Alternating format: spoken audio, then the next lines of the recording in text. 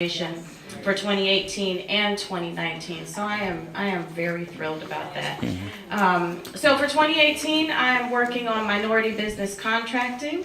We're working on maternal health. A lot of our black women are dying after childbirth and during the gestation period.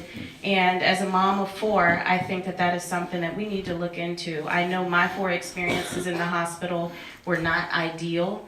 And I remember every last one of them. And so black women's health is very important to me. So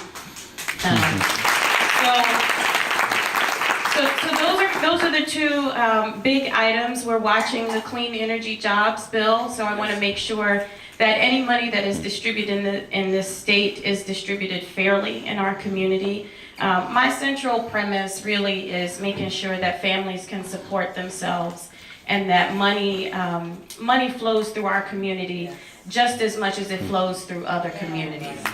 That is important to me. And the soft landings, when we have wealth, we can provide our children and our neighbors with soft landings. That means when the little boy around the corner gets in trouble, we have lawyers, right? We have lawyers that can show up. When a mother has a baby, then we have women that can show up and be a village to her and cook her meals. It's those types of soft landings that we have when we have wealth in our community. So those are the types of things that I think about when I'm on the floor. Those are the questions that I ask. The last thought I want to leave you with is to make sure that you come to the Capitol. That is your capital. That is your capital. There's only 2 black folks on the House side. There's what, 6 on the plus staff. Staff is it's going to be 8. Okay. So it's a lonely day for me every day. But it is so warming when we see people coming through the halls, when we see people advocating for the policies and the funding that they want that works in their communities. It is your capital, and if you can't make the 50-mile trip down to Salem, you can always ride with me. On the 19th, we're hosting Kukatanan, the children's dance group, because I want to make sure those babies have a chance to know that it's their capital too, and they deserve to perform in front of the house as well.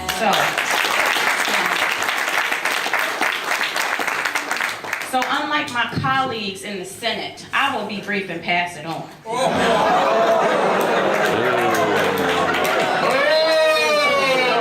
Love you, my sister. I didn't have to go there.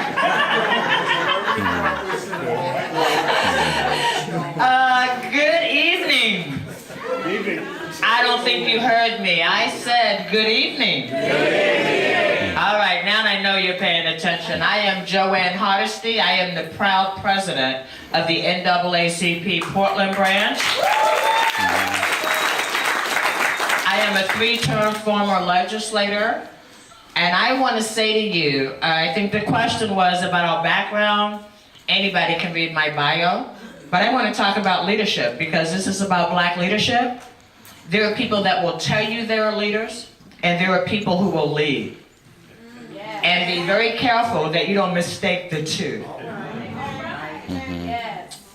Some people will lead when the political wind moves to the left or to the right, because people see what's happening and they'll go with it. Some people will lead when it's really lonely, when no one else is standing there. You will hear that I'm the angry black woman.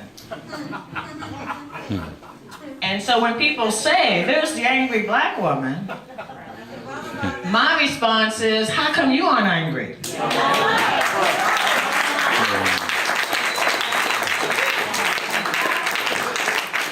Because I live in a city where 44% of the gang stops are African American with a 6% black population. Do the math, right? If you believe the cops that say 12 to 24-year-olds are gang members, then that would mean we have to stop every 12 to 24-year-old 400 times per year to get to 44% of the total stops. Do the math, right? We live in what people tell us is a progressive state. But all the social determinants of health would tell you otherwise. Ever since we started keeping records, the needle hasn't moved one iota. Native Americans are still at the very bottom. African Americans are right on top of them. Latinos are right on top of them. And so when we talk leadership, what does leadership look like? If you need a title to lead, you are not a leader. If you need a paycheck to lead, you are not a leader.